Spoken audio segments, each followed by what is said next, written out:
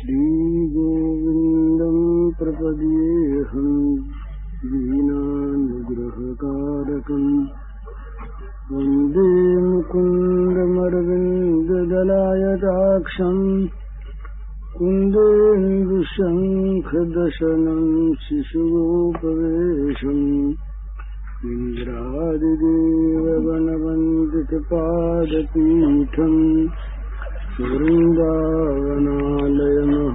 वसुदेवसूनम् नवजलधरवर्णं चम्पकोद्भासिकरणम् विकसितनलिनास्यं स्फुरन्मन्दहास्यम् कनकरुचिदुकूलं चारुबर्हावचूलम् कमपि निखिलसारं नौमि गोपीकुमारम् भूषितकरान्नवनीरदाभात् पीताम्बरादरुणबिम्बफलाधरोष्ठात् पूर्णेन्दुसुन्दरमुखादरविन्दनेत्रात् कृष्णात् परं किमपि तत्त्वमहं न जाने। श्रीहरिः। असल में ये भागवत की कथा नहीं हो रही है। भागवत की कथा तो जो भागवत के जानकार हैं, पंडित हैं, मर्मज्ञ हैं, वे लोग कह सकते हैं, उन्हीं का अधिकार है। अपने तो भगवान की लीला का स्मरण करना है, और भगवान की लीला का स्मरण करने के भाव से ही ये सत्संग है, कथा नहीं। इसलिए कथा के रूप में इसका न तो कोई आयोजन है और न वैसा मानना ही चाहिए। कथा है श्री कृष्ण की कथा। श्री कृष्ण, जिन श्री कृष्ण की कथा है, उन श्री कृष्ण के अनेक रूप लोगों ने माने हैं,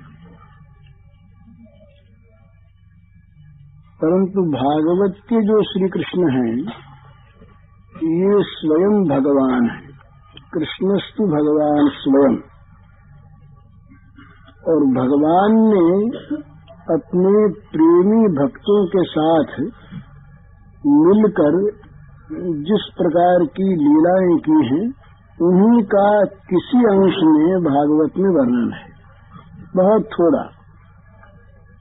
लीला असीम है, अनंत है, अगाध है।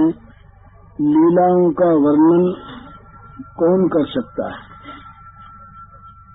तो श्री सुखदेव जी महाराज ने बड़ी कृपा करके, और जो परम जिज्ञासु थे इस लीला के परीक्षित महाराज, उनसे ये लीला की चर्चा की, बड़ी सीमित रूप में की, और कई जगह ऐसी गूढ़ बातें कह दी इसमें कि जो केवल पढ़ने मात्र से नहीं समझ में आती, साधना से ये समझ में आती हैं, भगवत कृपा से। तो ये 10वें स्कंद का प्रारंभ है। ये 9वें स्कंद में सूर्यवंश का, चंद्रवंश का वर्णन किया, तो परीक्षित के मन में भगवान की चर्चा आते ही कौतूहल बढ़ गया, और वे बहुत उतावले हो गए कि अब ये कथा आगे और चले। तो ये स्कंद शुरू हुआ। इसमें 3 लीलाएं हैं। ब्रजलीला है, मथुरा लीला है और द्वारिका लीला है, और इसके 2 भाग हैं, एक पूर्व भाग, एक उत्तर भाग। 10वें स्कंद में कुल 90 अध्याय हैं, और उनमें से जो पहले 4 अध्याय हैं उनमें तो भूमि की प्रार्थना से भगवान श्री कृष्ण के अवतरण का कथन है, और 5वें अध्याय से 39वें अध्याय तक ये ब्रज लीला है, बाल लीला है। और 40वें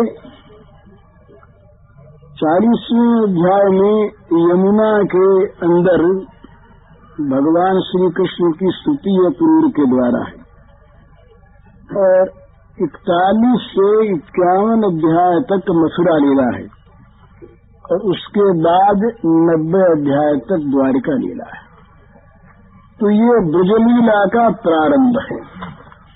तो सबसे पहले राजोवाच, आज पहला दिन है, इसलिए इस भूमिका में कुछ देर हो जाएगी। पीछे तो ये विचार है कि लीला का अनुवाद मात्र पढ़ देना है, जिसमें महीने भर में पूर्वार्ध समाप्त किया है। आज पहला दिन है, तो थोड़ी सी बात विशेष रूप से कही जाए। पहला है राजोवाच, राजा ने कहा। अब ये जो प्रेमी टीकाकार हैं, उन्होंने जिन आँखों से भागवत को देखा, सबने उन आँखों से नहीं देखा, अपनी अपनी आँख अलग अलग होती है। राजोवाच, राजा बोले, सीधा सा अर्थ है, पर ये कहते हैं कि यहाँ राजोवाच का अर्थ कुछ दूसरा है। बोले भाई, संपत्तिवान कौन है और शोभावान कौन है? जिसके पास संपत्ति है और जिसके पास शोभा है, वही राजा है। तो चैतन्य चरितामृत में आया, और विश्वनाथ चक्रवर्ती ने लिखा, और ये भागवतामृत वर्षिणी बड़ी सुंदर एक टीका है संस्कृत में, ये रूप गोस्वामी, उन्होंने लिखा कि भाई, जिनके पास संपत्ति है, क्या वो धनी है? क्या वो राजा है?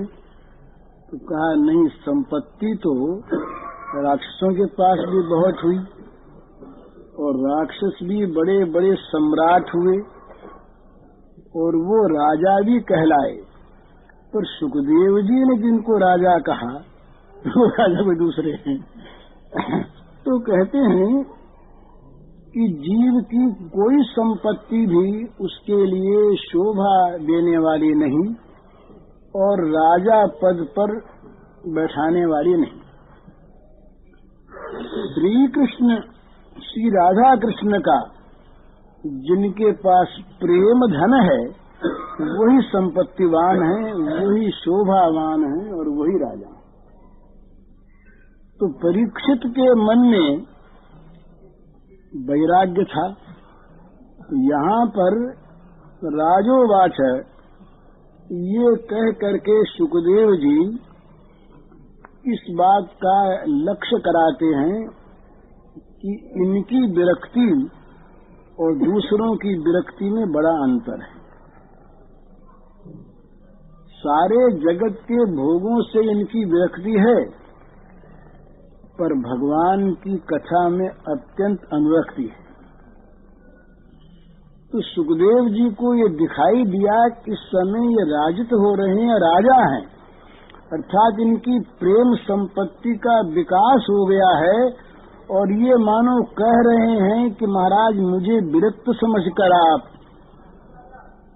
कथा रस का पान कराने से वंचित मत कर दीजिएगा। मैं सुनना चाहता हूँ, ये मेरे चेहरे से आप देख लें, मेरी आंखें छल छल कर रही हैं, मेरे रोमांच खड़े, ये शोभा है, ये राजोचित शोभा है भक्तों की, और मेरी प्रत्येक चेष्टा सब ओर से हट करके केवल इसी में लगी है कि आप मुझे सुना में। आगे जाकर आवेगा वो यहाँ तक कह देंगे कि मुझे भूख प्यास नहीं सता रही है, ये जो अमृत पी रहा। तो राजावाचक का अर्थ है श्री कृष्ण प्रेम संपत्ति युक्त राजा। श्री कृष्ण प्रेम संपत्ति युक्त राजा, जिसके पास श्री कृष्ण के प्रेम रूपी संपत्ति है, वो राजा। उस राजा ने कहा, कथितो वंश विस्तारो भवता सोम सूर्ययोः राज्याम चोभय वंश्यानाम चरितम परमाद्भुतम। प्रेम संपत्ति युक्त श्रवणेच्छु, ये नियम है कि भगवत कथा बाजार की चीज नहीं है। इसको सुनाते फिरना ये इसका प्रचार नहीं है। जिसकी जिज्ञासा हो, जो श्रवणेच्छु हो, जो सुनना चाहता हो, उसी के सामने इसका कथन होना चाहिए, नहीं तो इसकी अवज्ञा होती। तो राजोवाचक से ये दिखलाया कि परीक्षित सुनना चाहते हैं। तो परीक्षित ने कहा, महाराज भगवान, आपने चंद्रवंश का और सूर्य वंश का विस्तार पूर्वक वर्णन किया, और जो परम अद्भुत चरित्र थे, विचित्र विचित्र, वो सब आपने मुझको सुनाए। अब आप यदोश्च धर्मशीलस्य नितराम मुनिसत्तम तत्रांशेनावतीर्णस्य विष्णुर्वीर्यानि शंसनः।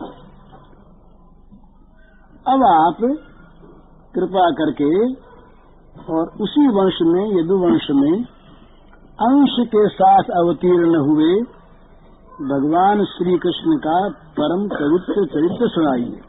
हे मुनि सत्तम, यहाँ मुनि सत्तम संबोधन है।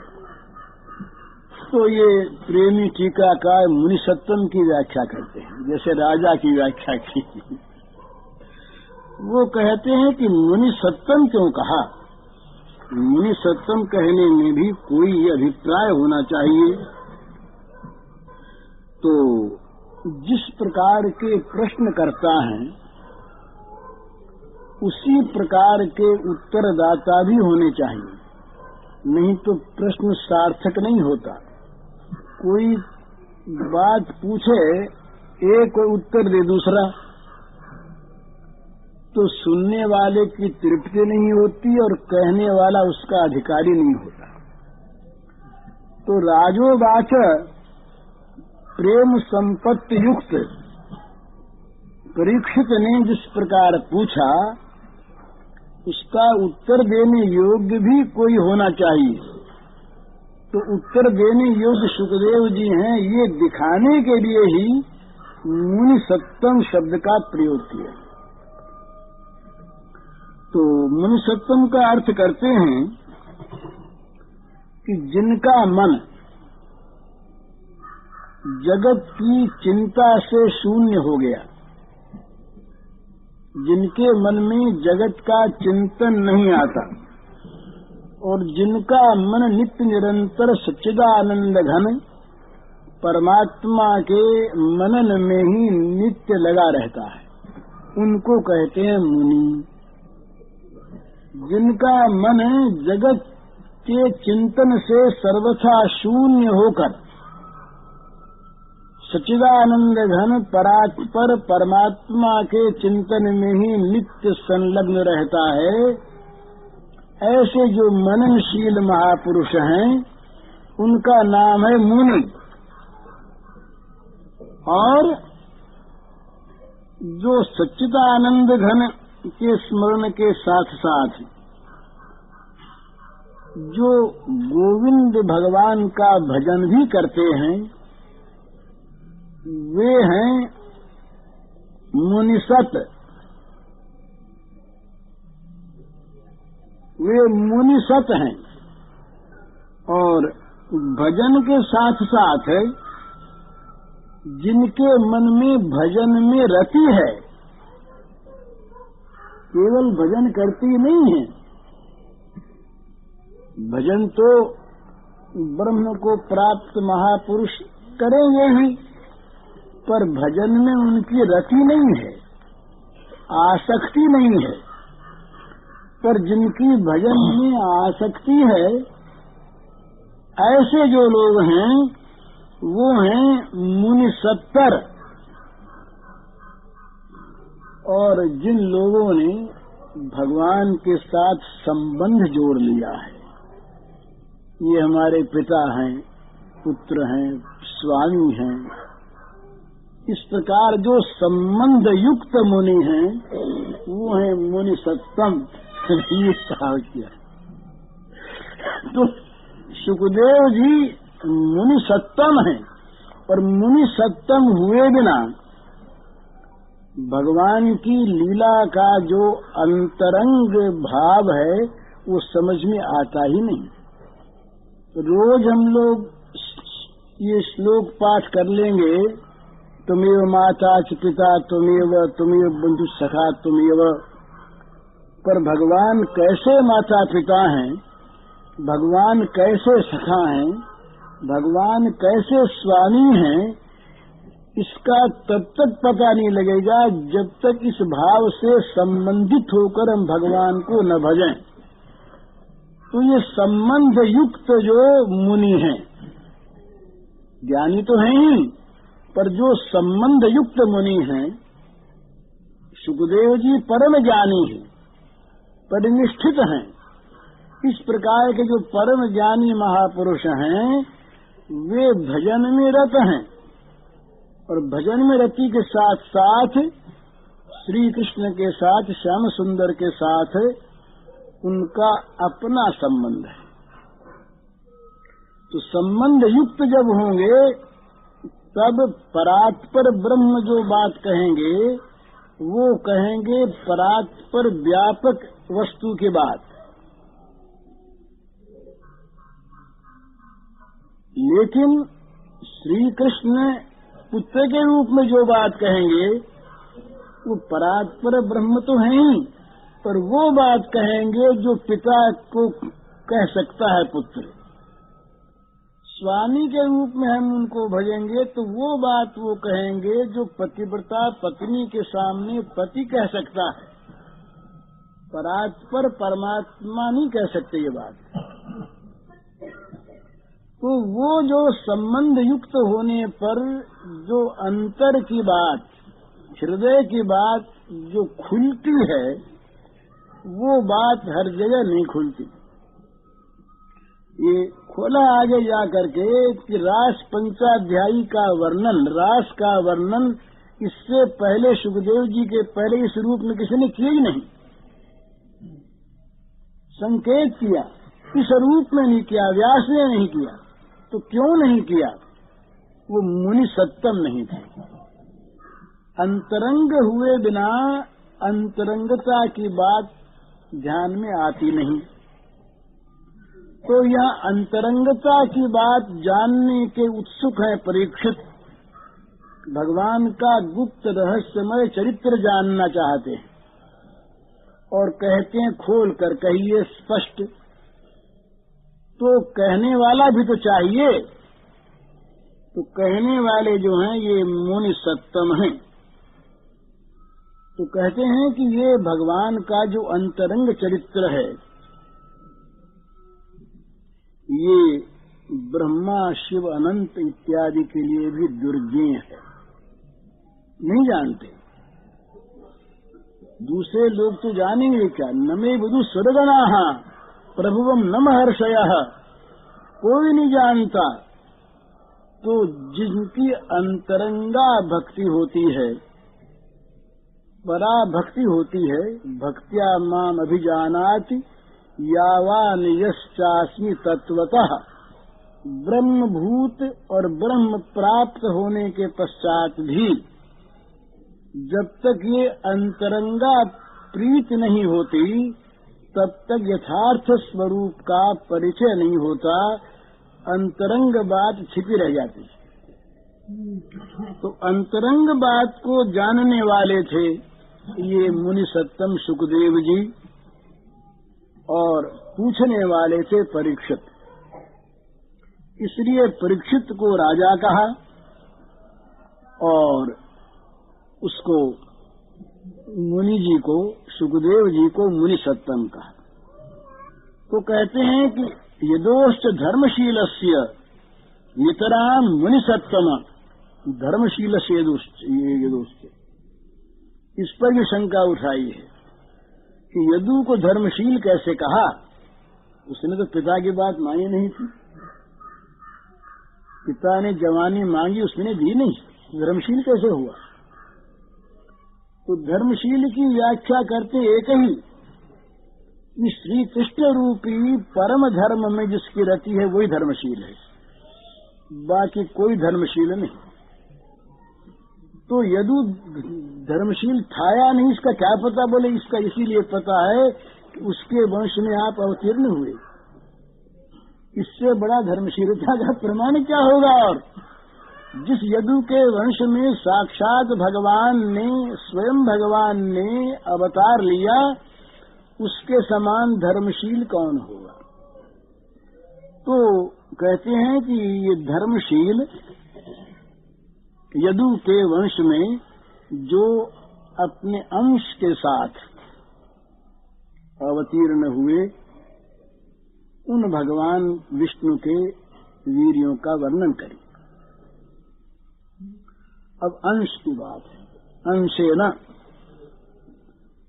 तो यहाँ कई अर्थ होते हैं।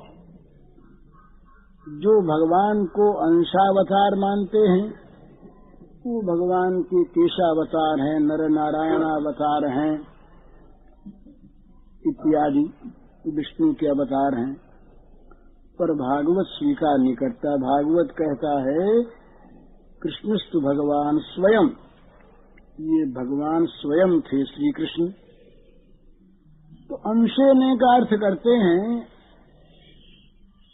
विश्वनाथ चक्रवर्ती ने किया बलदेव जी के साथ, बलदेव जी के साथ अंशे नशा, बलदेव जी के साथ इन्होंने। और एक महात्मा ने बड़ा सुंदर अर्थ किया है इसी में, वो कहते हैं अंश का अर्थ ये है, ये विश्वनाथ चक्रवर्ती, तत्र यदोर्वंशे अवतीर्णस्य आविर्भूतस्य अंशेन विष्णु हो, यह खलु अंशेन विष्णुर्भूत्वा जगत पालयति, तस्य स्वयं भगवत श्री कृष्ण से वीर्याणि न सिंह। वो कहते हैं कि जिसके अंश विष्णु स्वरूप से जगत का पालन करते हैं, उन स्वयं भगवान विष्णु के अंशी, उन स्वयं भगवान की लीला का वर्णन करिए। ये अंशी है ना, और विष्णु वीर्याणि, ये इसका अर्थ है। तो भगवान कृष्ण जो हैं, उन्होंने अवतीर यदोर वंशे भगवान भूत भावन कृतवान यानी विश्वात्मा तानि नो वद विस्तरात। भगवान श्री कृष्ण समस्त प्राणियों के जीवन दाता हैं और सर्वात्मा है, सबके आत्मा है। उन्होंने यदुवंश में प्रकट होकर जो जो लीलाएं की, उन सबको, हम लोगों को, केवल हम ही को नहीं, जितने और लोग बैठे हैं उन सबको सुनाइए। अब वो कथा कैसी है इसका निर्वचन करते हैं एक श्लोक से। निवृत्त तर्षैरुपगीयमानात् भवौषधात् श्रोत्र मनोभिरामात् कौत्तम श्लोक गुणानुवादात् पुमान विरज्येत बिना पशुघ्रात। इसका शब्दार्थ है कि जिनकी तृष्णा सर्वथा शांत हो गई है, निवृत्त तरसई ही, उन जीवन मुक्त महापुरुषों के द्वारा जो गाई जाती है, गाई गई है, और जो भव रूपी रोग की दवा है, भवौषधात्, और जो सुनने पर कान और मन को तृप्त करने वाली है, आह्लाद देने वाली है, श्री कृष्ण की वो सुंदर कथा सुनाइए। तो एक पशुघ्न के सिवा और कौन ऐसा है जो उसको न सुनना चाहता हो। तो यहाँ 3 मुक्त, मुमुक्षु और विषयी, ये 3 मुक्त जो जीवन मुक्त महापुरुष हैं, आत्मा रामाश मुनियो निर्ग्रंथारप्युरुक्रमे कुर्वंत हेतु किम भक्ति मिथ्यम भूत गुणो हरि। यह आत्माराम के साथ मुनि का संयोग है। आत्माराम मुनि होते, मुनि सत्तम नहीं होते, वो तो भगवान के गुणों से आकृष्ट होकर जब संबंधित होते हैं तब मुनि सत्तम होते हैं। इसलिए यहाँ मुनि आया है। तो कहते हैं कि जो जीवन मुक्त महापुरुष हैं वे भगवान का गुण गाते नहीं, उनके द्वारा गाया जाता है। और भवरोग की ये महान औषध है। और ये चरित्र ऐसा है सुंदर कि बच्चे भी, छोटे छोटे बालक भी, अपढ़ लोग भी, विषयी लोग भी इसको सुन करके सुख प्राप्त करते हैं। और यदि कहीं मन में समझ में आ जाए तो बड़ा आह्लाद मिलता है। तो यहाँ ये निवृत्त तरसई के 2 भेद करते हैं। एक तो मुक्त महापुरुष और एक मुक्ता मुक्त रहित महापुरुष, मुक्ति और मुक्ति दोनों से रहित महापुरुष। ये दोनों ही की तृष्णा निवृत्त हो जाती है। तो मुक्त महापुरुष कौन? जो जीवन मुक्त हो गए हैं, ये माया का बंधन जिनका कट चुका है, जो नित्य आत्मरमण करते हैं, जो आत्मा में ही संतुष्ट हैं, आत्मा से परे किसी वस्तु का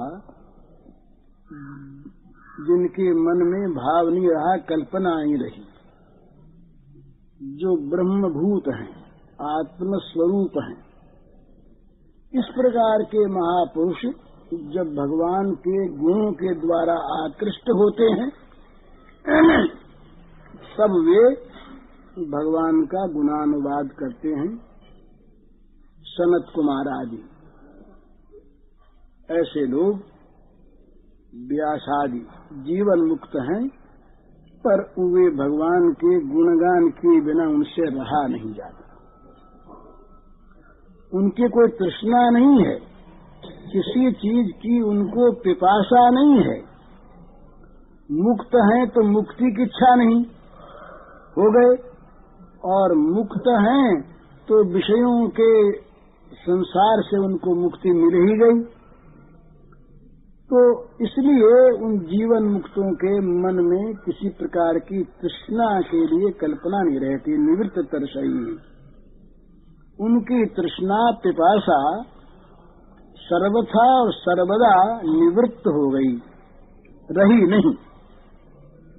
तो वे महापुरुष भी स्वाभाविक सहज भगवान की लीला कथा का गान करते हैं,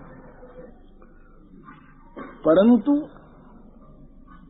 वे महापुरुष जो ब्रह्म के साथ संयुक्त हैं, एकात्मता को प्राप्त हो गए हैं, वे गुणानुवाद करते हैं स्वाभाविक सहज।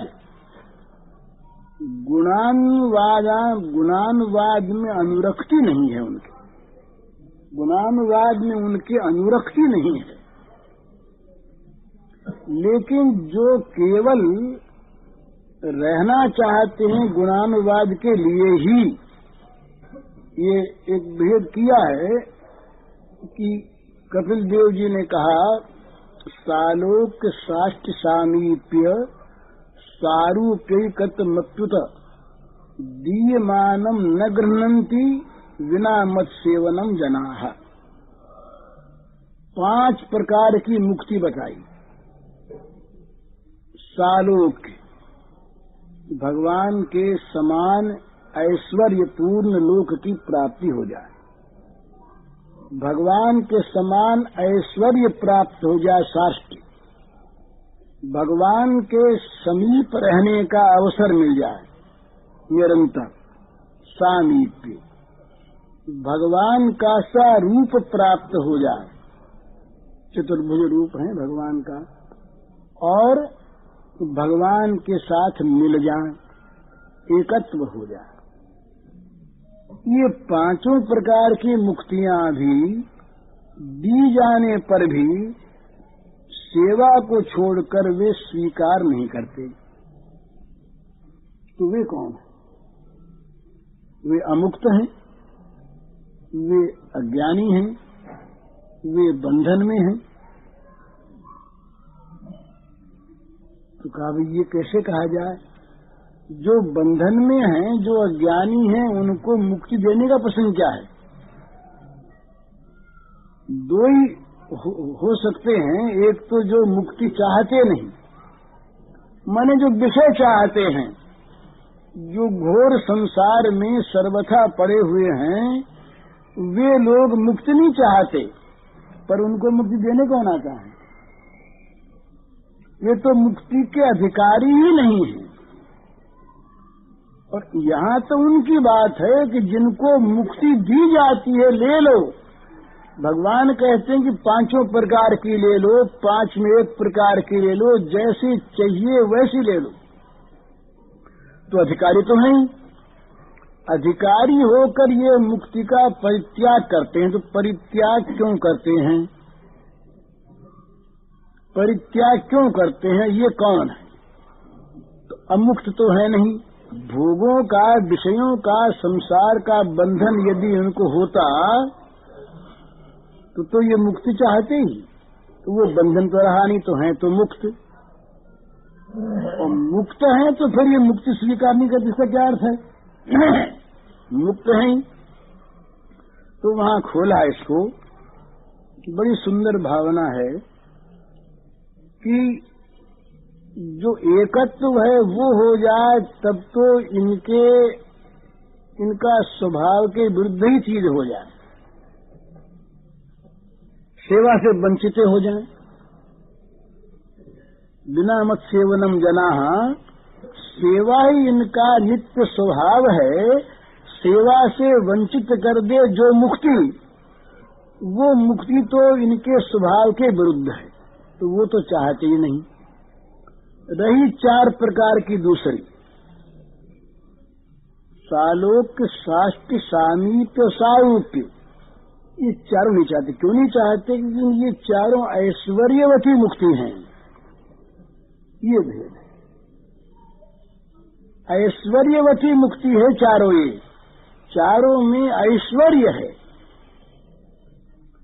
चारों में भगवान के समान रूप मिल गया, भगवान के समान ऐश्वर्य मिल गया, भगवान के समान लोक मिल गया, भगवान के समान ये समीपता प्राप्त हो गई। तो भगवान के ऐश्वर्य को प्राप्त करना नहीं चाहते। तो वो कौन है? वो है भजनानंदी प्रेमी भक्त। तो वे इस दृष्टि से तो मुक्त नहीं हैं, और उस दृष्टि से उनको मुक्ति की चाह नहीं है। तो वे मुक्त भी नहीं है, अमुक्त भी नहीं है। मुक्त भी है, अमुक्त भी है, पर निवृत्त तरसई हैं। उनकी भोग तृष्णा और मोक्ष तृष्णा बिना भोग के और बिना मोक्ष के ही शांत हो चुकी, गोविंद के भजन को प्राप्त करके। तो उनके द्वारा जो उपगीयमान है वो ठीक उपगीयमान है, ये अर्थ करते हैं, ये भेद करते हैं। चौथा कि ये उनके द्वारा उपगीयमान है जो भजनानंदी प्रेमी भक्त हैं। इसीलिए यहाँ पर मुक्त शब्द नहीं आया है। मुक्त शब्द तो ये भाष्यकारों ने, टीकाकारों ने दिया निवृत्त दर्शा के अर्थ बताते हुए। तो जिनको मुक्ति की भी तृष्णा नहीं और जिनको भोग की भी तृष्णा नहीं, जो मुक्ति दी जाने पर भी स्वीकार नहीं करते और भोग तो जिनके जीवन में भोग रूप में रहे ही नहीं।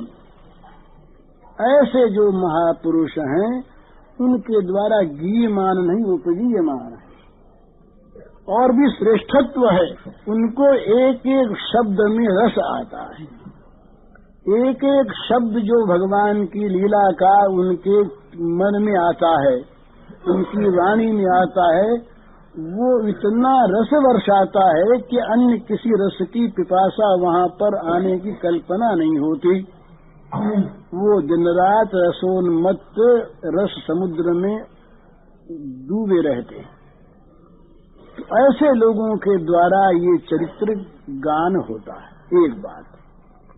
दूसरी बात भवौषधात्, ये तो मुक्त और अमुक्तों के द्वारा जो भगवान की लीला का गान होता है, उनके लिए भी ये बड़ी सुंदर चीज, क्योंकि उनके पास और कोई चीजें नहीं है सिवा, माने उन जीवन मुक्तों के पास भी भगवत गुणगान के सिवा और कोई चीज नहीं, जगत रहा नहीं। और जो भगवत प्रेमी भजनानंदी महात्मा, उनके लिए तो और कोई चीज है ही नहीं। तो ये अब भवौषधात्, भवौषधात् का अर्थ करते हैं कि ये संसार जिसमें बार बार जन्म मृत्यु होती है, इसके समान रोग कोई सा नहीं। जितने रोग हैं वे सब रोग शरीर के साथ मर जाते हैं। तो इस रोग को लिए हुए जन्म लेता है जी, और इस रोग को लिए हुए मर जाता है। ये सबसे बड़ा रोग है। तो सबसे बड़े रोग की कोई ऐसी दवा मिल जाए जो बहुत मीठी भी हो, बहुत मीठी। कहीं बड़ा भारी योग का वर्णन हो, कहीं बड़े भारी त्याग का वर्णन हो, कहीं कृष्ण चांद्रायण आदि व्रतों का वर्णन हो, तप का वर्णन हो, तो भाई ये दवा तो जरूर है पर मीठी नहीं है। सबका मन इनमें रमता नहीं, इन दवाओं में। तो ऐसी कोई दवा हो जो अत्यंत मधुराति मधुर हो, बड़ी मीठी लगे और सारे रोग का समूल नाश कर दे, तो वो दवा है भगवत कथामृत, भगवान का लीलामृत, लीला सुधा। कि जब व्यास जी ने इसको रचा तो देवताओं ने कहा महाराज इसको तो हमें दे दो और बदले में हमारा अमृत ले लो। तो उन्होंने कहा तुम्हारा अमृत नहीं चाहिए हमको, तुम अपना अमृत ले जाओ। तो ये जो भगवत लीला अमृत है, इसके समान कोई भी संजीवनी दवा नहीं, कोई भी रोग के मूल का नाश करने वाली दवा नहीं। और दवाएं बड़ी अच्छी हैं, पर कोई कड़वी है, कोई बड़ी तीखी है, किसी के लेने में बड़ी दिक्कत होती है, सब लोग नहीं ले सकते। पर ये दवा ऐसी है बड़ी मधुरा की मधुर, कि सुनने में अच्छी मीठी, कहने में मीठी, चखने में मीठी, लेने में मीठी, और परिणाम तो अति मधुर है ही, क्योंकि ये मधुर श्री कृष्ण को प्राप्त कराने वाली है। कठोर भी होते श्री कृष्ण, कठोर श्री कृष्ण जो होते हैं वो कठोरों के काम के होते हैं। वहाँ धनुष बाण लिए हाथ में और चक्र लिए, चक्र वाले जो श्री कृष्ण हैं ये वृंदावन में नहीं आते।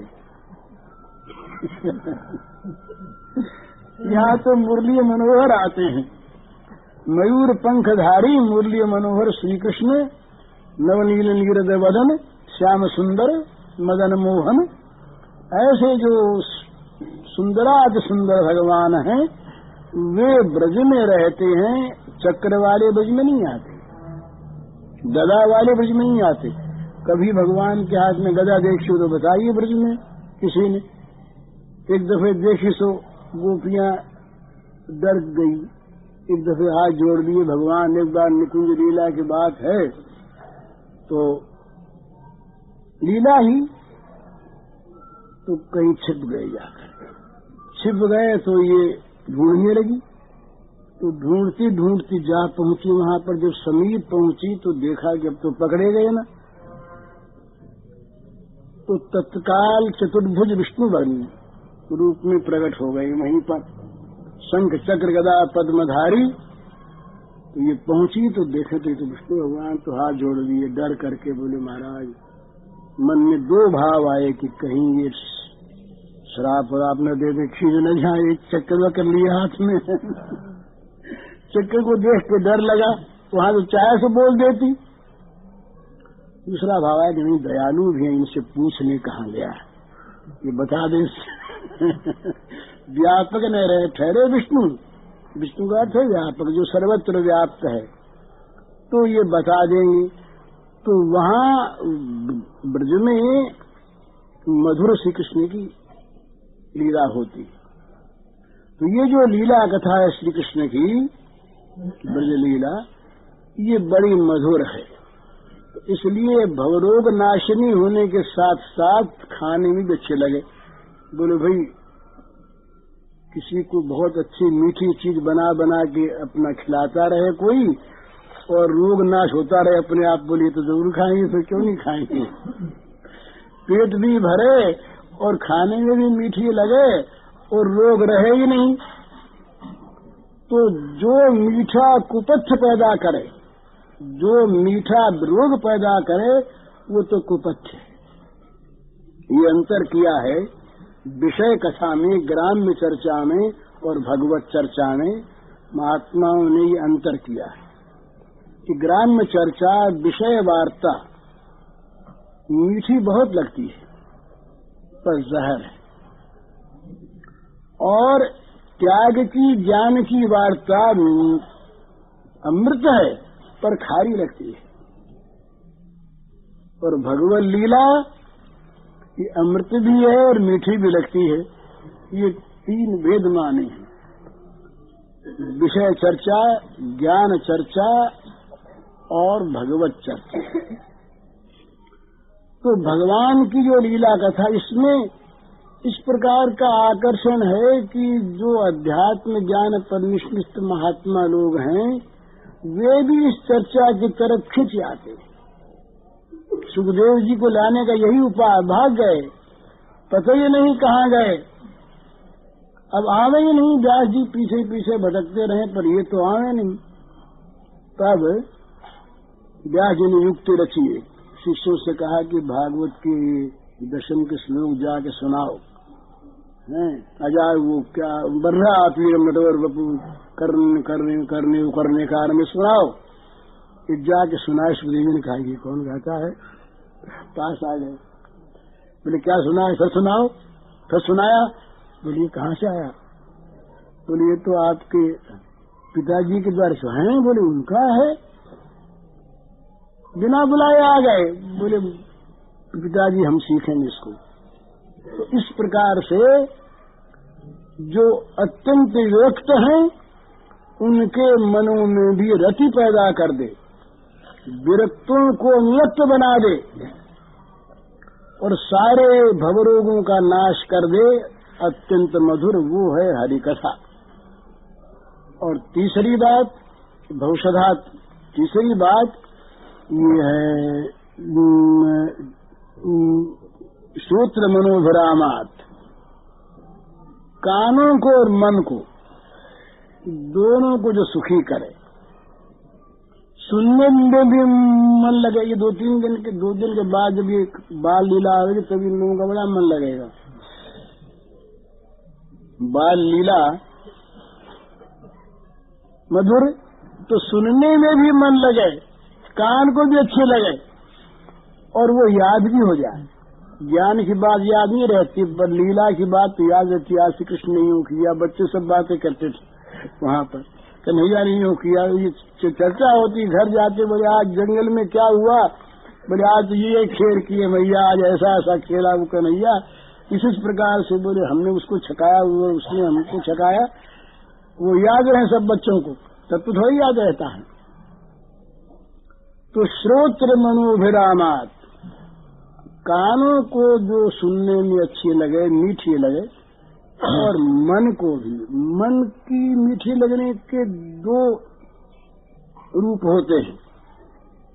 विषयी लोगों को विषय कथा मीठी लगती है पर वो विषयी भी जब भगवान की कथा सुनते हैं तो एक बड़ी विचित्र चीज होती है। वो क्या होती है, कथा सुनते रहिए आप ठीक ठिकाने से, तो क्या होगा कि विषय रस फीका लगने लगेगा। माने हम लोगों को जो विषय मीठे लगते हैं, इसका कारण यही है कि हम लोगों ने कभी भगवत रस को चखा ही नहीं। जो मुझ राम लागते मीठे, तो खटरस नवरस अनरस वह जाते सब सीठे। भगवान का मिठास कहीं आ जा तो फिर जितने ये विषय रस हैं, ये सब फीके और कड़वे हो जाते हैं। तो मनोभिरामात, मन को वास्तव रूप में आह्लादित करने वाली, मन को आह्लादित करने वाली कौन चीज है? जो मन में भगवान को लाके बसा दे वो। परिणाम में नहीं तो मन बड़ा पछताता है, पीछे क्या करें, बड़ी गलती हो गई। मन में पछताता है ना आदमी बुरा काम करके, तो आह्लाद कहाँ मिला? आह्लाद तो वो कि मन को आनंद में रमा दे। तो मन को आनंद में रमाने वाली जो वस्तु है, वो अगर लेने के समय भी मीठी मालूम होती हो तो सर्वोत्तम है। तो श्रोत्र मनोभिरामात, कानों को भी और मन को भी जो परमाह्लाद प्राप्त कराने वाली है, वो है भगवत कथा। तो निवृत्त तरशैरुपगीयमानात् भवोषदा श्रोत्र मनोभिरामात्, जिनकी तृष्णा पिपाशा सर्वथा शांत हो गई, उनके द्वारा जो गाई जाती है, जो भव की एकमात्र औषध है भवरोग की, और जो कानों को और मन को प्रसन्न करने वाली है, उत्तम श्लोक की वो कथा सुनाइए, वो गुणगान सुनाइए। बोले भी तुम सुनना क्यों चाहते हो? तो काम कसाई थोड़े ही है। जो कसाई हो न सुनना चाहे, कसाई के सिवा सब सुनना चाहते हैं। तो कसाई असली कौन है? अपशुग्न, ये श्रीधरी टीका का अर्थ है आत्मघाती। वो कहते हैं कि सबसे बड़ा हत्यारा कौन? जो आत्मा की हत्या करे। सबसे बड़ा हत्यारा कौन? जो आत्मा की हत्या करे, आत्मा का हनन करे। आत्मा का हनन करने वाला कौन? जो भगवान से संपर्क रखे ही नहीं, वो आत्महत्यारा। आत्महत्यारा। तो जो लोग आत्महत्यारे हैं, वे तो भले ही भगवत कथा से विरक्त हों, उनको न अच्छी लगे, बाकी सबको ये अच्छी लगेगी, स्वाभाविक अच्छी लगेगी। क्यों? कि ये अच्छी है ही, इसमें अच्छे का आरोप नहीं, और इसमें बोले फल अच्छा होगा, कड़वी दवा खा लो। वैद्य कहें बोले कड़वी दवा खा लो, फल अच्छा होगा, सो नहीं। ये खाने में भी परम मधुर, और फल तो मधुराति मधुर है ही। इस प्रकार की जो भगवत कथा है, उसको आत्महत्यारों के सिवा दूसरा कोई भी ऐसा नहीं जो इससे विरक्त हो, न सुनना चाहे, जिसका मन इससे हटे। तो आत्महत्यारे कौन है? आत्महत्यारे कौन है? तो उसको खोलते हुए कहते हैं, ये परीक्षित के साथ यहाँ पर तुलना होती है। सुनना चाहते हैं और वो सुनना नहीं चाहते। तो जो सब कुछ छोड़कर भगवत कथा में रति करने के लिए तैयार हैं, वो तो सुनना चाहने वाले हैं। सब छोड़ दिए परीक्षित ने। लेकिन जो केवल विषयों में रमे हुए हैं और जिनके मन में भगवत संबंधी चर्चा व्यर्थ की बात मालूम होती है, और जिनके कान और मन निरंतर विषय में ही लीन रहते हैं, उनका फल क्या होगा?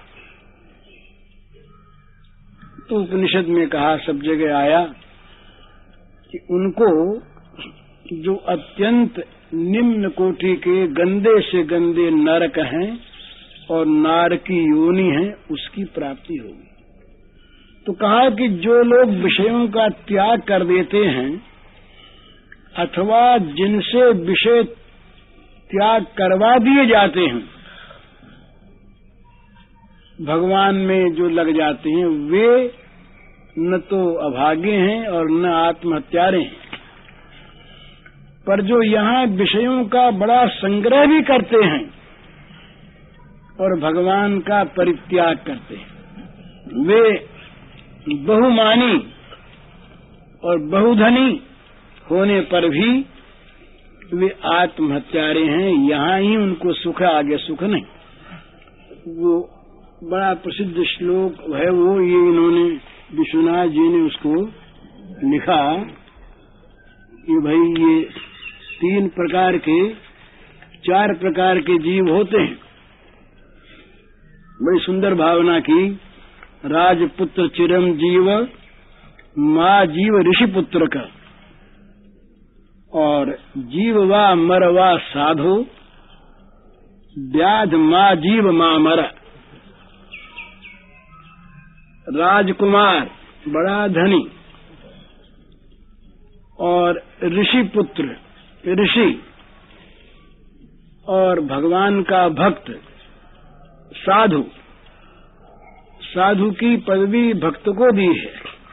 साधवो हृदय मह्यम, साधु नाम हृदय तुहम, मदन तेन जानती नाम ते जो मनागति। वो साधु और साधु नहीं। और व्याध तो कहा कि भाई एक ऐसा है जिसके यहाँ है वहां नहीं, यहाँ है वहां नहीं, और एक ऐसा है जिसके यहाँ नहीं है वहां है, और एक ऐसा है जिसके यहाँ भी है वहां भी है, और एक ऐसा है जिसके यहाँ भी नहीं वहां भी नहीं। तो 4 श्रेणियों में 4 के नाम लिए। तो कहा राजपुत्र चिरम जीव,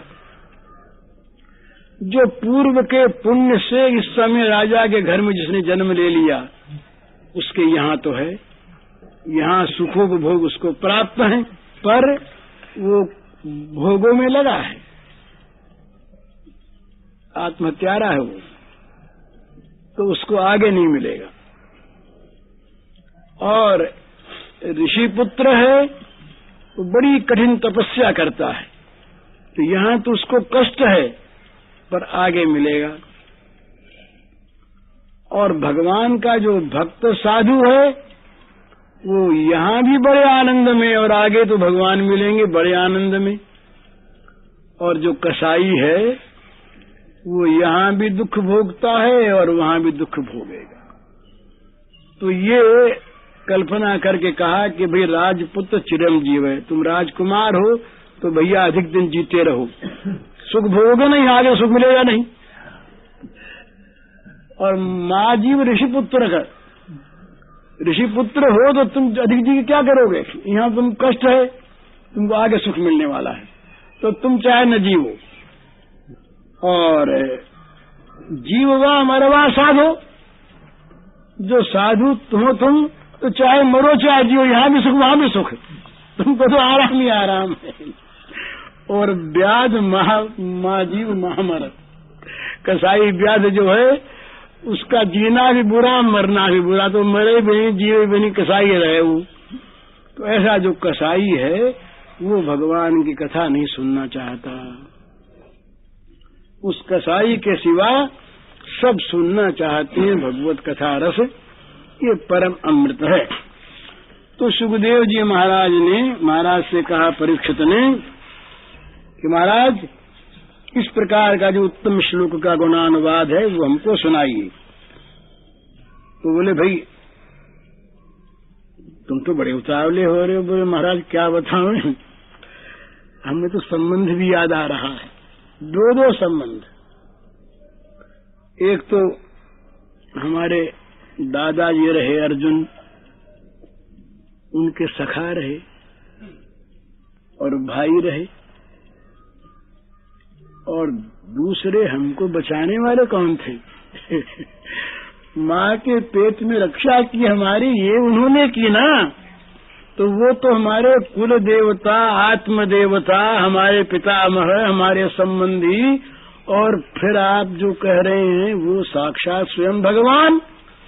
तो उनकी कथा सुनने के लिए हम उतावले हो रहे हैं।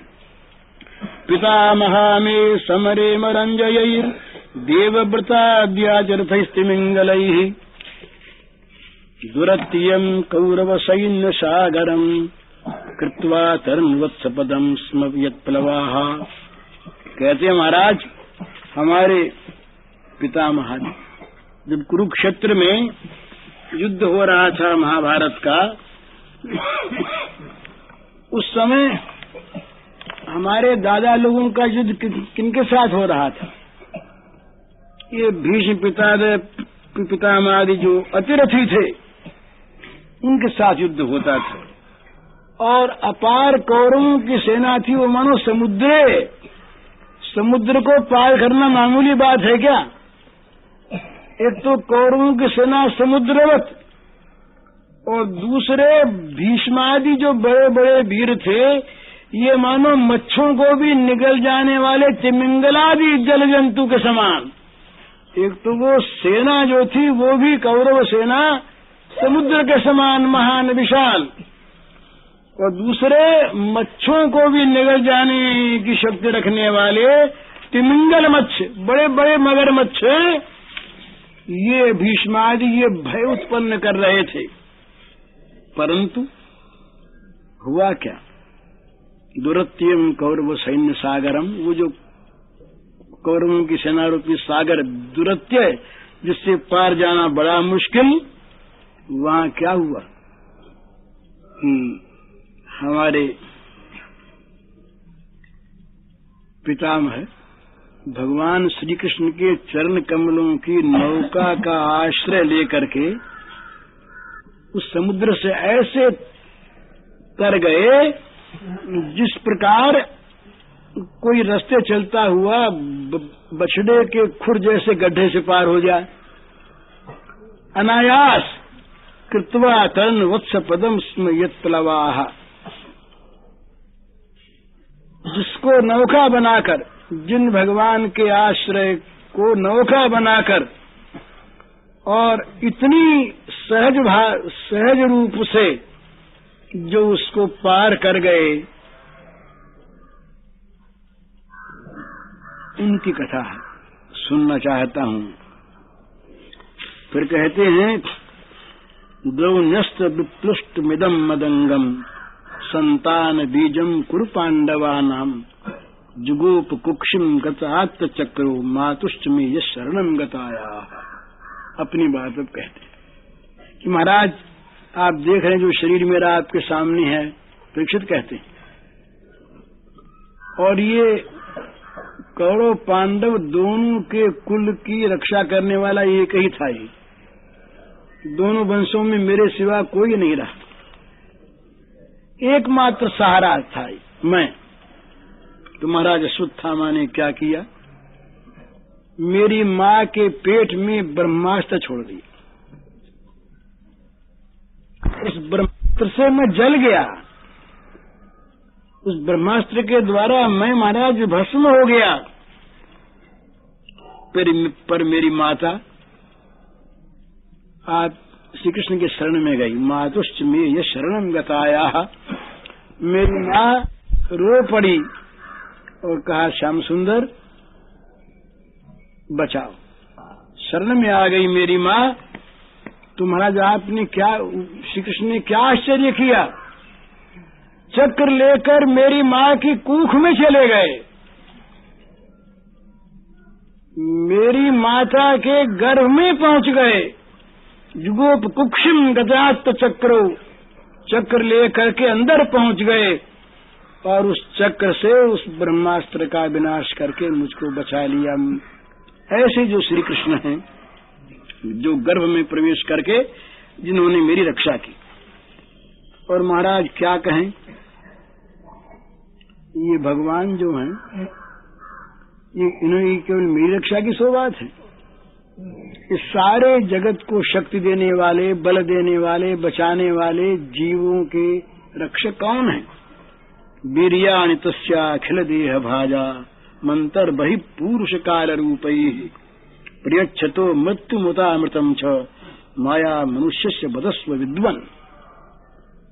कहते महाराज, वे समस्त शरीरधारियों के अंदर आत्मा रूप से रहकर सबको अमृतत्व का दान कर रहे हैं और काल रूप से रहकर मृत्यु का दान भी वही करते हैं। ये जो सबको अपनी ओर खींच रहे हैं भगवान, ये माया मनुष्य के रूप में होकर जो नहीं लिया। माया का शब्द जो अर्थ जो है, माया के का अर्थ है यहाँ पर आत्म माया। माया के कई अर्थ हैं। एक माया वो है जो अज्ञान फैलाती है, सबको मोहित करती है। एक माया वो है जो जगत की सृष्टि करती है। एक माया वो है जो भक्तों के मन को मोहित करती है भगवान की लीला के रूप में। एक माया वो है जो प्रेमियों के प्रेम रस का आस्वादन करने के लिए भगवान को मोहित कर लेती है, स्वजन मन मोहिनी और स्वमन मोहिनी। और एक माया वो है जो भगवान की लीला के रूप में नित्य क्रियाशीला रहती है, वो उनकी कृपा शक्ति से ही चलती है। तो यहाँ इस माया मनुष्य का अर्थ है जिन्होंने कृपा करके लीला से मनुष्य के समान चरित्र किया। ये अर्थ नहीं कि ये माया से मनुष्य से दिखे, ये नहीं थे तो नहीं, पर माया से मनुष्य से दिखे तब तो झूठे ही दिखे। तो वो जो मायोपाधिक ईश्वर वो श्री कृष्ण नहीं है। माया की उपाधि वाले जो भगवान है वो श्री कृष्ण नहीं है। ये माया मनुष्य कृपामय हैं, लीलामय हैं।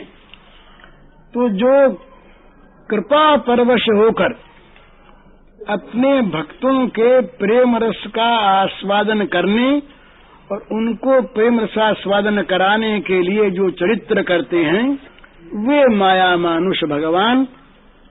तो आप महाराज जानते हैं, आप सब तरह से समझते हैं, इसलिए उनकी लीला का वर्णन हमसे करिए। यहाँ परीक्षित के मन में शंका हो गई। पूछने वाला हर एक बात पहले से खोल देता है, संकेत कर देता है कि हम बात पूछना चाहते हैं। कहीं ये समझ ले कि मरने को बैठा है। तो हमको माया मानुष जो भगवान हैं उनके माधुर्य से परिपूर्ण, बीच में ऐश्वर्य आ जाए तो कोई बात नहीं, पर एक तो होता है माधुर्य ऐश्वर्य के द्वारा आच्छादित। दो तरह के ऐश्वर्य और माधुर्य होते हैं। एक माधुर्य होता है ऐश्वर्य से आच्छादित और एक माधुर्य होता है ऐश्वर्य पर शासन करने वाला। ऐश्वर्य जहाँ शासित रहता है, अनुशासन में रहता है माधुर्य के, जहाँ भी माधुर्य में किसी प्रकार की बाधा आती दिखती है वहाँ उस बाधा को काटने भर के लिए ऐश्वर्य आता है। जैसे भगवान की बाल लीला में ये जो दैत्य बधादि जो होते हैं ये ऐश्वर्य लीला है, पर ये माधुर्य के विघातक जो विघ्न हैं उनका नाश करने भर के लिए ही ये प्रकट होते हैं, नहीं तो इनकी आवश्यकता नहीं। तो यहाँ माधुर्य की प्रधानता है, माधुर्य की अध्यक्षता में ऐश्वर्य का क्षणिक विकास आवश्यकतानुसार होता है। परंतु जो भगवान की असुर विनाशन लीला है, द्वारिका लीला, वहां पर माधुर्य कम नहीं है, पर उनका जितना माधुर्य है उस तमाम ऐश्वर्य पूर्ण है। वहां के माधुर्य में प्रधानता ऐश्वर्य की है, माधुर्य की नहीं। वहां जो माधुर्य है वो ऐश्वर्य के द्वारा आच्छादित है, ऐश्वर्य के द्वारा अनुशासित है। और यहाँ का जो माधुर्य है ये विमल माधुर्य है, निर्मल माधुर्य है। वहां बच्चों के साथ खेलना नहीं है, और वहां माता पिता भी अदब आदर करते हैं। यहाँ के माता पिता स्नेह करते हैं, वहां के माता पिता सम्मान, उनका तो बंधन छुड़ाया है ना, उनका तो बंधन दूर करने वाले श्री कृष्ण पुत्र होते हुए भी भगवान है। उनका जो माधुर्य है वो ऐश्वर्य मिश्रित है। ये कथा आगे आवेगी भगवान के अवतार के काल में कि नंद बाबा और यशोदा मैया के यहाँ जो जन्म हुआ उसमें, और कंस के कारागार में जो भगवान का अवतार हो उसमें क्या अंतर है। वसुदेव देवकी का क्या भाव है, नंद यशोदा का क्या भाव है, ये अलग अलग। तो यहाँ माधुर्य जो है ये संपूर्णतया प्रकाशित है, और वहाँ जो माधुर्य है वो ऐश्वर्य के द्वारा आच्छादित है। तो यहाँ कहते हैं कि हमको आप वो कथा सुनाइए जो माधुर्य मंडित हो। तो बोले दूसरी नहीं सुनाओ? बोले नहीं, वो भी सुनाइएगा, पहले माधुर्य से मन भर जाए, तब कहीं ऐश्वर्य की बात आप कहेंगे तो कोई उसमें हर्ज नहीं होगा इतना, क्योंकि माधुर्य से प्लावित जो हमारा हृदय रहेगा उसमें वो ऐश्वर्य आके टिकेगा नहीं, वो आ करके दिखेगा, लहर सी आएगी, बह जाएगा। लेकिन पहले आप हमें माधुर्य ही सुनाइए, उसके और फिर साथ साथ ये बताइए। अब प्रश्न करते हैं। रोहिण्यास्तनय प्रोक्तो राम शंकर तथा त्वया देवक्या गर्भ संबंध कुतो देहांतरम विना कस्मान मुकुंदो भगवान पितुर्गेहात् ब्रजंगतः क्व वासं जातभिस्सार्धं कृतवान् सात्वतां पतेः ब्रजे वसन् किमकरोन् मधुपुर्यां च केशवः भ्रातरं चावधीत् कंसं मातुरद्धा तदर्हणम्। कहते महाराज, अभी आप कह चुके हैं नवम में कि बलराम जी रोहिणी के पुत्र थे, और फिर आपने देवकी के पुत्रों भी उनकी गणना कर दी। तो दूसरा शरीर धारण किए बिना एक पुत्र दो माताओं बेटा कैसे होगा? अगर रोहिणी का पुत्र भी बताया और देवकी का पुत्र भी बताया तो ये क्या बात है, इसका रहस्य बताइए।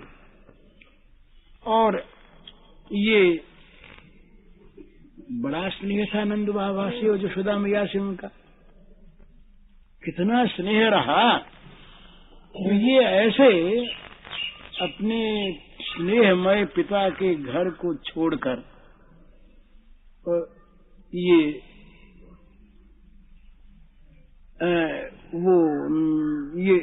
स्नेह को प्राप्त करने के लिए अपने उस पिता को छोड़ के यहाँ कैसे आ गए? या तो कहते हैं भी उनका स्नेह तो पीछे आवेगी बात, उनका स्नेह तो मिला नहीं, पर यहाँ तो स्नेह दान देने के लिए अवतार हुआ था। इसीलिए ब्रज के भक्त मानते हैं कि भगवान के अवतार दो जगह हुए साथ साथ। ब्रज में अलग अवतार हुआ और मथुरा में अलग अवतार हुआ। ये रहस्य पीछे आगे आवेगा।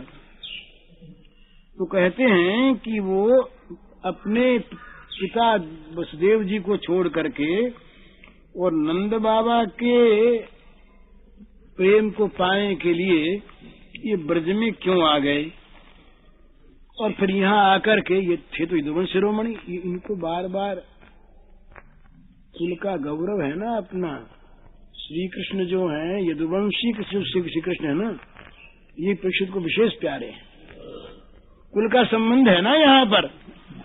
और जो ग्वाले श्री कृष्ण है उनकी बात इतनी नहीं बात इनके मन में आती, लेकिन आकर्षण उनका रहता है बहुत ज्यादा। तो यदुवंश सात्वताम पति कहा, सात्वताम पति ही यदुवंशियों में जो शिरोमणि हैं उन प्रभु ने गोपों के साथ नंदराज जी के साथ ब्रज में आकर क्या लीला की, और फिर मथुरा गए तो मथुरा में जाके क्या क्या लीलाएं की ये सब बताइए। और ये भगवान कैसे हैं कि ये सबका शासन करने वाले हैं, केशव हैं। तो महाराज ये सबका शासन करने वाले जो प्रभु हैं इन्होंने ब्रज में और मथुरा में रह करके कौन कौन सी लीला की। और फिर महाराज हमने सुना कि उसने कंस को मार दिया, और कंस तो मामा होता था, माँ का भाई। तो कंस को उन्होंने अपने हाथों से क्यों मार दिया? मामा कभी मारा जाता है? कभी मामा को कोई मारते हैं? तो इन्होंने कंस को क्यों मारा ये बताइए। तो इन्होंने कंस को क्यों मारा? और इसके बाद ये देहम मानुषमाश्रित्य कतिवर्षाणि वृष्णिभिः यदुपुर्याम सहावाप्सीत पत्न्यः कत्य भवन प्रभु। ये मनुष्याकार कृपा से मनुष्य बने हुए सच्चिदानंद भगवान जो हैं ये कितने दिनों तक ये वृष्णिवंशियों के साथ यदुपुरी में, फिर द्वारिका में, मथुरा में रहे। और इन्होंने महाराज कितने ब्याह किए, इनकी पत्नियां कौन कौन बनी, कितनी थी सब, ये सब भी बताइए। एतद अन्यच्च सर्वम में मुने कृष्ण विचेष्टितम वक्तुमर्हसि सर्वज्ञ श्रद्धानाय विस्तृतम। फिर कहा महाराज मैं तो ये मामूली बातें आपसे मन में आया, मैं पूछ गया, मेरे में पूछने की योग्यता नहीं है, तो जो बातें मैंने पूछी हैं वो तो बताइए ही, और जो नहीं पूछी हैं वे सब बात भी जो भगवान ने लीलाएं की हैं वे सब मुझे विस्तार पूर्वक सुनाइए। विस्तृतम क्यों सुनाइए? श्रद्धानाय। यहाँ पर फिर कथा सुनने के अधिकारी का वर्णन करा दिया परीक्षित के मुंह से कि महाराज जो सुनने का अधिकारी उसको आप न सुनाएंगे तो किसको सुनावेंगे? तो महाराज मैं बड़ी श्रद्धा के साथ सुनना चाहता हूँ, मेरा मन इधर ही लगेगा। तो बोले तुम खाना पीना भी तो करोगे बीच में? बोले महाराज कुछ नहीं। नैषाद दुस्सहा क्षुन्मा चकदोदमपि बाधते पिबंतम त्वन्मुखाम भोजच्युतम हरिकथामृतम।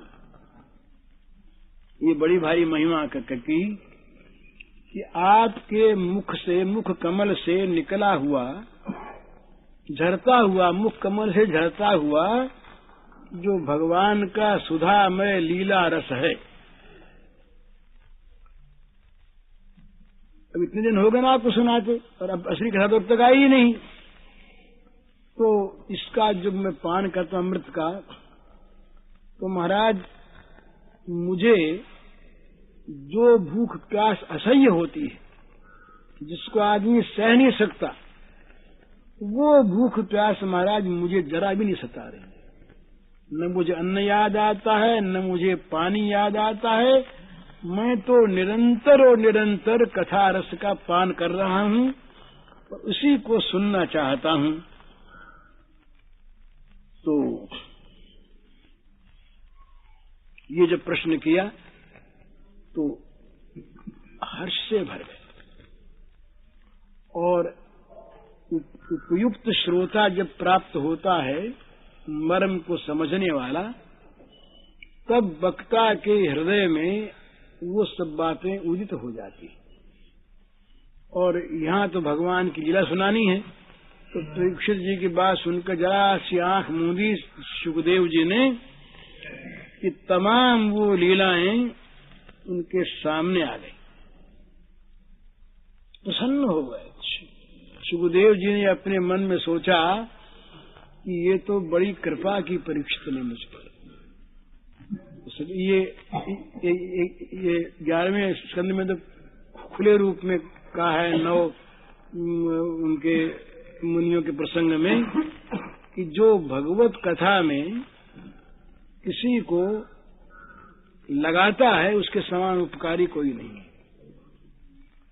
तो सुखदेव जी अब तक जो सुना रहे थे वो तो अलग चीज थी।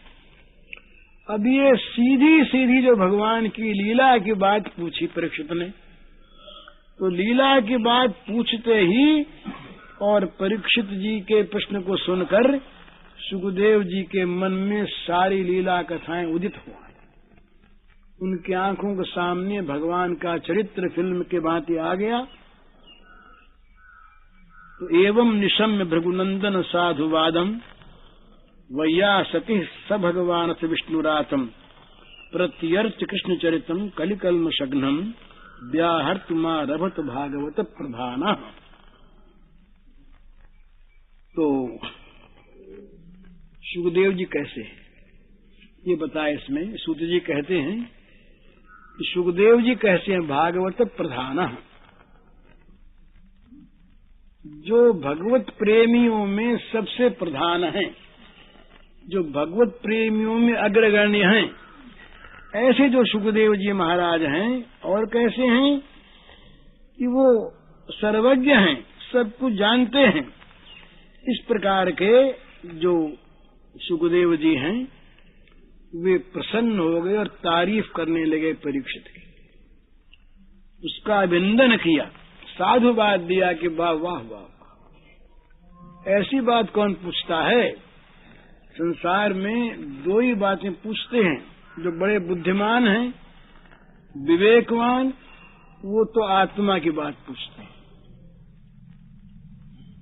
और जो विषयी हैं वे भोगों की बात पूछते हैं। महाराज कोई अनुष्ठान बताओ जिससे काम चले और नहीं माया से मुक्त हो जाएं, ज्ञान बताओ।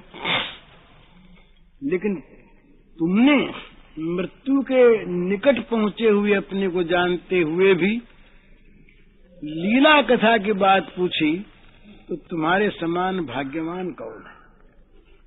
उसको साधु माना, आज उन्होंने तो साधुवाद दिया। वे स्वयं तो हैं भागवत प्रधान। भागवत प्रधान का ये कथा के रूप में वर्णन करते हैं एकादश में कि कोई ये कहे कि भाई तुमको तीनों लोकों का वैभव देंगे, त्रिभुवन विभव ये तवेपि, तीनों लोकों का तुमको वैभव देंगे और तुम आधे क्षण के लिए भगवान को भूल जाओ, तो वो कहता नहीं चाहिए। तीनों लोक के वैभव के लिए भी जो आधे क्षण के लिए भगवान को भूलने के लिए तैयार न हो, वो भागवत है, भागवत प्रधान है। तो सुखदेव जी का काम क्या है। सुखदेव जी कहीं ठहरते नहीं हैं। यहाँ 7 दिन ठहर गए, ये ठहरते नहीं 2 घंटे ज्यादा ठहरे, आए राम राम के हाथ वाथ जोड़े, बोले अब जाते हैं। पर यहाँ क्यों ठहरे, इसलिए कि उनके मन की हो गई। कथा सुनाकर उन्होंने सुख दिया, सो तो दिया ही, सुख प्राप्त किया। क्यों सुख प्राप्त किया कि उनको भगवान की लीला का उस समय अनुभव होने लगा। उन्होंने भगवान की लीला को केवल कहा नहीं, देखा, और जो देखकर कहते हैं वही ठीक कह पाते हैं। तो सुखदेव जी महाराज ने साधुवाद दिया कि भाई तुम धन्य हो परीक्षित, तुमने ऐसी बात की, और तुम्हारा हम क्या उपकार माने। तुम्हारे समान कौन उपकारी होगा जिसने हमको भगवान की लीला का याद दिला दिया। यूं अभिनंदन करके उन्होंने उन लीलाओं का प्रारंभ किया, उन श्री कृष्ण के चरित्रों का प्रारंभ किया जो कलिकल्म शग्न हैं, जो कलयुग के कलिमलों को सर्वथा जो नाश करने वाले हैं, धो डालने वाले। कल्मशों को धो डालने वाले जो भगवान के चरित्र हैं उनका उन्होंने प्रारंभ किया। प्रारंभ करते सुखदेव जी ने कहा, सम्यक व्यवसिता बुद्धिस्तव राजर्षि सत्तम वासुदेव कथायांते यज्जाता नष्ट की रति है। ये बड़ी सुंदर बात कही कि भाई राजर्षि सत्तम, जैसे मुनि सत्तम था, मुनि सत्तम, यहाँ का राजर्षि सत्तम, राजा ही नहीं, राजर्षियों में भी सत्तम, राजर्षि, राजर्षि सत, राजर्षि सत्तर, राजर्षि सत्तम। जो ऋषिवत, जो राजा ब्रह्म के तत्व को जानता है वो राजर्षि है। ब्रह्म के तत्व को जो जानता है वो राजर्षि, उसको ऋषि पद प्राप्त हो गया, राजा होते हुए भी ऋषि। और जो संबंध युक्त मानता है वो सत्तम है। तो श्री कृष्ण से संबंध युक्त अभी पूरा वो संबंध अभी यानी अनुभूत तो नहीं हुआ, पर संबंधवत तो मानते हैं ना अपने को कि हम श्री कृष्ण के संबंधी हैं। हमारे वो पितामह जो थे उनके मामा के लड़के रहे, अपने रहे, हमारा संबंध उनसे है और भगवान है ही, तो भगवान हमारे संबंधी हैं। इस प्रकार मानने वाले जो हैं सुखदेव, ये परीक्षित, इसलिए वो राजर्षि सत्तम है। राजर्षियों में वो सत्तर नहीं सत्तम है। राजर्षियों में उत्तम से उत्तम जो हैं वो हैं, तो कहते हैं कि हे राजर्षि। तो राजर्षियों में उत्तम कौन? अर्थात जो भगवान की लीला कथा के रसिक, एक शब्द में यूं कहें, भगवान की लीला कथा श्रवण करने के लिए जो रसिक हैं वो हैं राजर्षि सत्तम। नहीं तो महाराज राजाओं के यहाँ तो न मालूम कितने कितने दूसरे गान चलते हैं, संगीत चलते हैं, मुजरे चलते हैं, भगवान की बात सुनने के रसिक कौन हो? वहाँ तो विषय तमाम रहते हैं। तो विषयों में फंसा हुआ कोई मनुष्य यदि विषय रस से अपने को मुक्त करके भगवत रस में नियुक्त हो जाए तो उसके समान उत्तम कौन है? तो परीक्षित आज सब कुछ छोड़कर भगवत कथा रस के रसिक बनकर यहाँ विराजमान हैं और वो निश्चय पूर्वक कहते हैं कि आप कथा सुनाई। तो सम्यक व्यवसिता, ये सम्यक व्यवसाय जो है ना, इसकी गीता में बड़ी व्याख्या है। भगवान ने कहा कि महापापी भी क्षण भर में धर्मात्मा होकर मेरा भक्त बन सकता है। कैसे? सम्यक व्यवसितो ही सा अपिचे सुदुराचारो भजते माम अनन्य भाग साधुरेव सम्मंतव्य सम्यक व्यवसितो ही सा। महान पापी था, महान पापी, और वो पापी साधु हो गया और फिर धर्मात्मा हो गया, भक्त बन गया। क्यों? उसने सम्यक व्यवसाय किया। उसने अपनी धारणा में केवल भगवान को बैठा लिया, भगवान के सिवा किसी और उसकी वृत्ति रही नहीं, भगवान के शरणागत हो गया। तो ये जब तक भगवान के साथ संपर्क नहीं जुड़ता मनुष्य का, तब तक पुण्यात्मा भी पापी है, क्योंकि उसका भी जो निश्चय है वो सम्यक नहीं है। लेकिन महापापी भी अगर भगवान के शरणागत हो गया तो उसका जो निश्चय है वो सम्यक है, वो प्रकाश में आ गया अंधकार से, उसके पाप रहेंगे नहीं।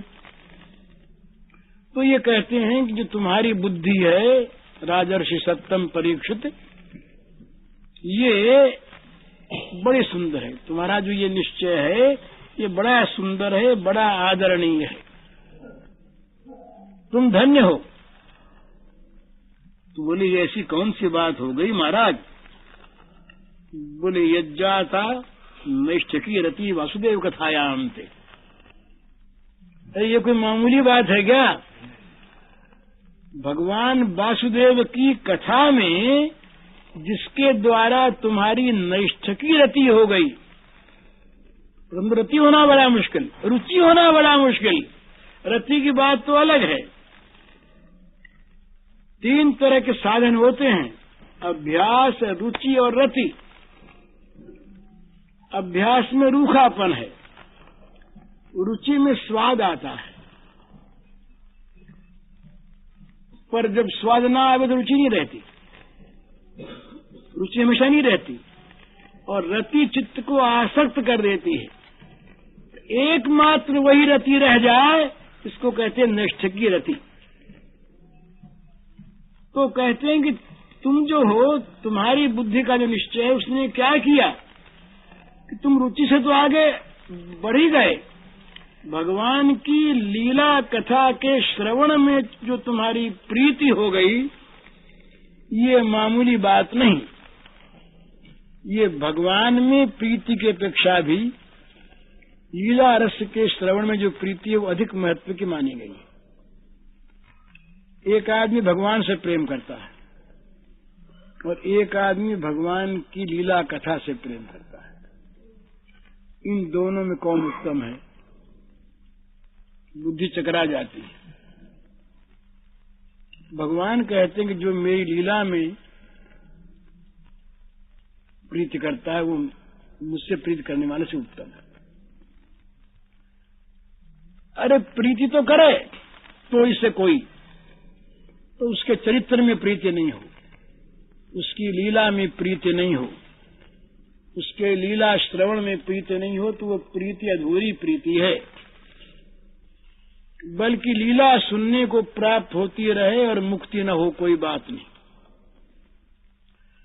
तो ऐसा कहा है कि जब भगवान की लीला कथा होती है, वहां भक्त तो आते ही हैं, तो भगवान छिपकर आया करते हैं। क्योंकि चौड़े में तो अपनी बात आप सुनना चाहते नहीं,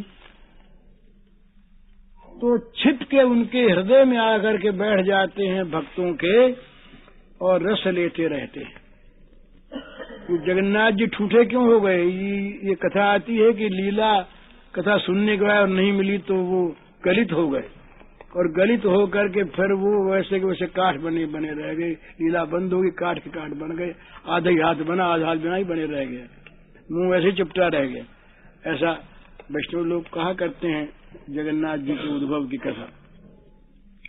तो जहां लीला कथा होती है उसमें भगवान की रति होती है। तो लीला कथा में जिसकी निष्ठ की रति है उसके समान भाग्यवान कोई नहीं। तो साधुवाद करते हुए ये कहते हैं कथा की महिमा सुखदेव जी कि भाई भगवान जो सबके आराध्य हैं, हृदय आराध्य जो हैं भगवान वासुदेव, उनकी लीला कथा श्रवण करने में जो तुम्हारी सुदृढ़ प्रीति हो गई, निष्ठ की रति हो गई, ये बड़ी ऊंची चीज है। तो तुम राजन सत्तम हो। तो बोले महाराज अभी हमने कथा सुनी तो नहीं। बोले सुनने की तुमने इच्छा तो की ना, कथा सुन ले उसकी तो बात अलग है। कहते हैं कि ये कथा के संबंध में जो प्रश्न होता है, ये प्रश्न ही वक्ता, प्रश्नकर्ता और श्रोता तीनों को पवित्र कर देने वाला है। वासुदेव कथा प्रश्न पुरुषास्त्रीन पुनाति वक्तारम पृच्छकम श्रोति तत्पाशैलम यथा। जैसे गंगा जी का जल, भगवान का चरणामृत, वो भी पाद सलिल है। पाद सलिल का 2 अर्थ हैं। जो भगवान के चरणों से निकली वो गंगा, और भगवान के चरणों को धोकर जो बना वो पाद जल, पाद सलिल, चरणामृत। ये जैसे सबको पवित्र करने वाले हैं, इसी प्रकार से भगवान कृष्ण की कथा के संबंध का जो प्रश्न है, वो प्रश्न करने से ही प्रश्नकर्ता, वक्ता और श्रोता तीनों पवित्र हो जाते हैं। क्यों पवित्र हो जाते हैं? कहते हैं भगवान लीला मन में उनके सुनने के मन में आती है, प्रश्न करने वाले के। और जो बैठे रहते सुनने वाले पास, उनके भी मन में आ जाती है श्री कृष्ण की कथा, और वक्ता के तो आती ही है। तो जहां श्री कृष्ण मन में आए वहां जगत निकला। तो अपवित्रता सारी इस जगत में है ना। तो भगवान की कथा का प्रश्न जिसने सुन लिया, जिस वक्ता ने सुन लिया, जिस श्रोता ने सुन लिया, वे भी तमाम पवित्र हो गए। तो इस प्रकार से उन्होंने कथा की महिमा कही।